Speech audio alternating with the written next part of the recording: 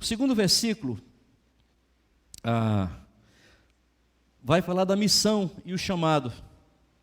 Diz: até o dia em que foi recebido em cima, até o dia em que, depois de haver dado mandamentos por intermédio do Espírito Santo aos apóstolos que escolhera, foi elevado às alturas.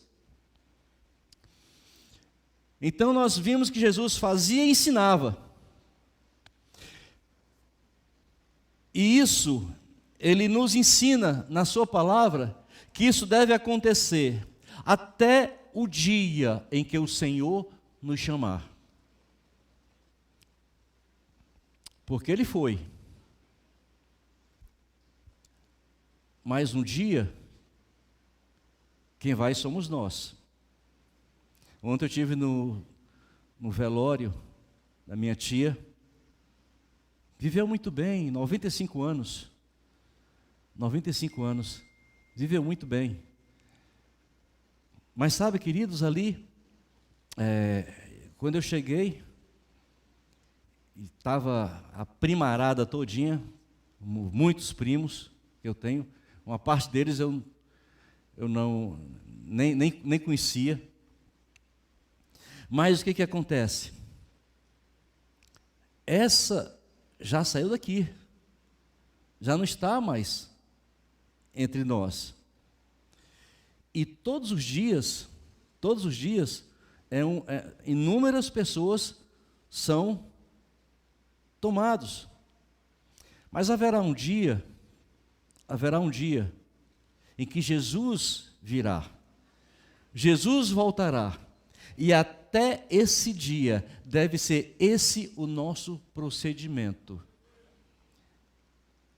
fazer e ensinar, fazer e pregar, fazer e falar. Portanto, eu não posso desconectar aquilo que eu falo daquilo que eu vivo. Se eu faço isso, isso é chamado de hipocrisia. Hipocrisia.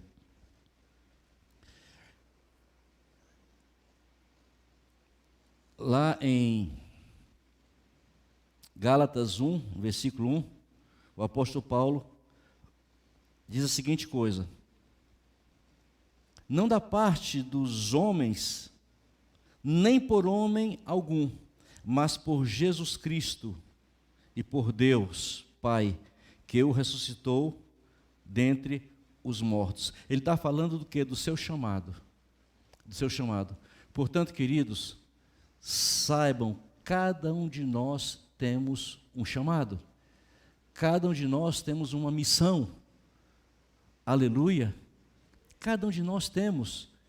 E esse chamado não é um chamado meramente humano, como o apóstolo Paulo diz, não da parte de homens, mas por Jesus Cristo. Então Jesus, o Senhor, tem nos chamados para uma vida plena nele, tem nos chamado para viver os preceitos dele, tem nos chamado para uma vida que dignifique o nome dele. Aleluia.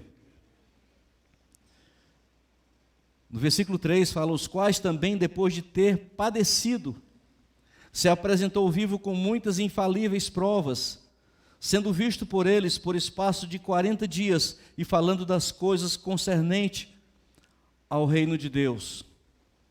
Então Jesus estava vivo e falava do reino. Ele estava vivo e falava do reino. Depois que ele morreu, ele aparece vivo e fala do reino. O texto fala que infalíveis, com muitas e infalíveis provas. Então, queridos, tanto a morte de Jesus como a sua ressurreição foram público e testemunhado por muitos. Ele sofreu muito, mas se apresentou vivo ao terceiro dia. Sua morte e ressurreição é um fato histórico e irrefutável.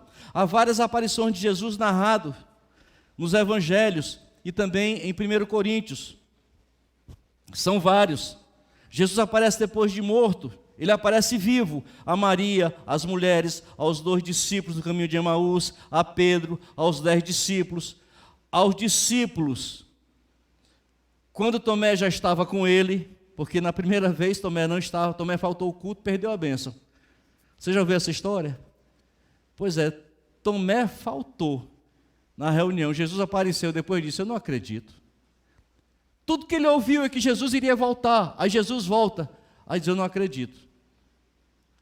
Tem aquela historinha de Pedro, que estava preso, e as irmãs, a igreja estava orando, aí as cadeias se quebram,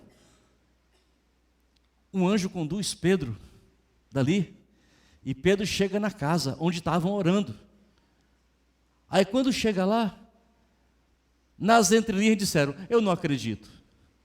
Muitas vezes, queridos, a nossa oração está assim. A gente ora, aí quando Deus faz, aí a gente diz, eu não acredito.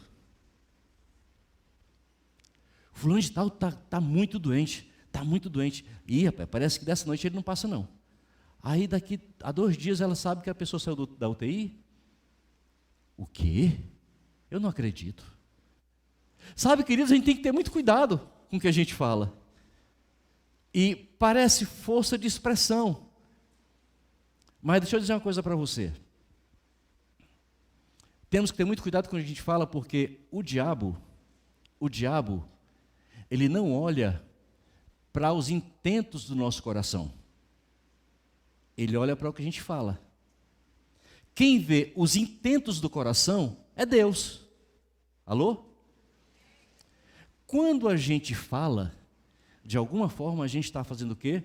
Está entregando aos inimigos de nossas almas uma abertura, uma chave. Por isso nós temos que ter muito cuidado.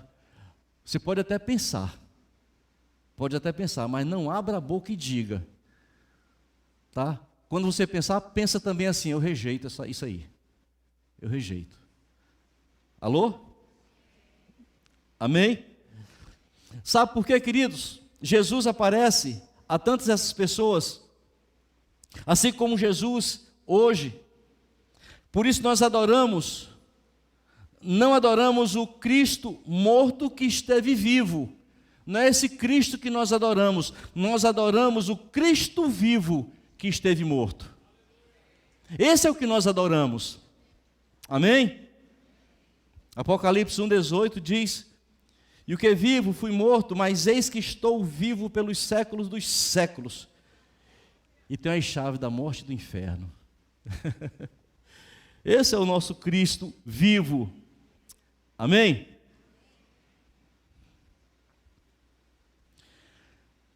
Jesus deixou ensinos, depois que ele morreu, ressuscitou, ainda passou mais 40 dias ensinando sobre o reino.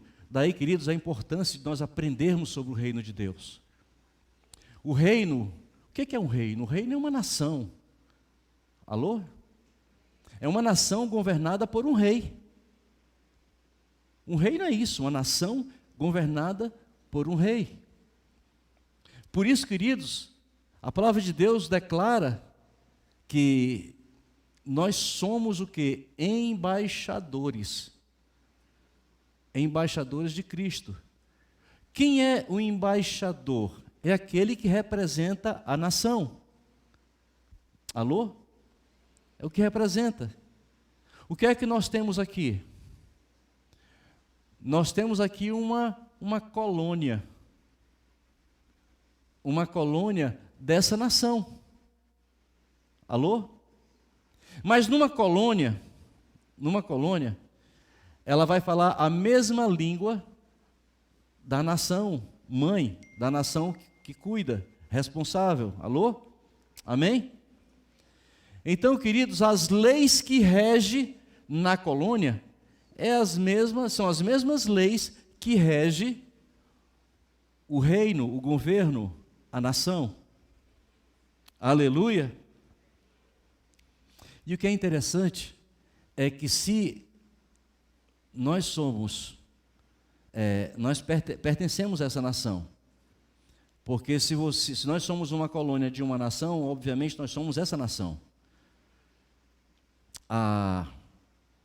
Tinha um pastor amigo meu, pastor James, ele nasceu na África do Sul. Quem nasce na África do Sul é o quê? Africano. Nasceu na África é o quê? Africano. Alguém tem dúvida disso? Não. Mas sabe o que acontece? Ele nasceu numa colônia inglesa.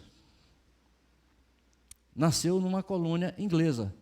Isso fez dele, sabe o quê? Um africano? Não. Inglês. Ele era inglês. Ele nunca dizia que era africano. Era um lourão, os olhos claros, grandão. Mas ele dizia que era inglês. Até descobrir que ele tinha nascido na África levou tempo. Porque o orgulho dele era de ser inglês. Era a nação dele. Ele estava errado? Não.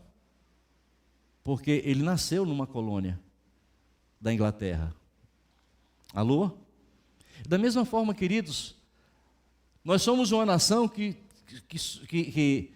estamos aqui por um tempo, colonizado em vários lugares. Cada igreja no sentido nominativo, ela é uma colônia, porque a igreja toda forma a nação. Mas na colônia nós falamos a mesma língua da nação. As mesmas leis são as leis da nação. Por isso, queridos, nós pertencemos ao reino. É por isso que em 1 Pedro diz que nós somos o quê? Nação santa, povo de propriedade exclusiva, sacerdócio real. Aleluia! É o que nós somos.